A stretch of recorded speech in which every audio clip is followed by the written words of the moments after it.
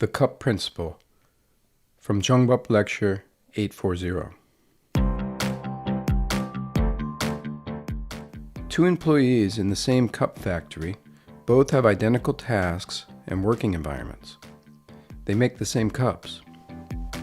Although one works for receiving a paycheck, the other works while thinking about the people who will use the cups. His efforts are for them, for the people who will use the cups in the future. Both employees are working in the same environment and in identical conditions. In the long run, the one who works just to receive a salary can only toil and become a slave to that job. The other worker also receives his paycheck at the end of the month, but does not give too much thought to that, involved as he is in the pleasure of contributing something that is truly useful to someone. This way of working is an authentic contribution to society, and by performing his tasks this way, many new ideas to improve himself will arise. But most importantly, he would enjoy doing his work. A person who works joyfully acquires so much energy and so much strength that they don't even feel tired at all.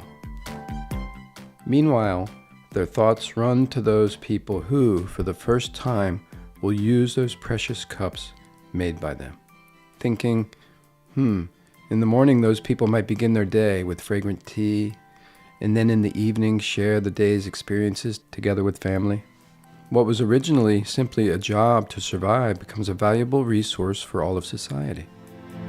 They make themselves useful to everyone, and so will we if we change our point of view and way of thinking by accomplishing our tasks for the benefit of others. This will make our days and our whole life an extraordinary journey. But in order to succeed in this, we must learn and develop ourselves.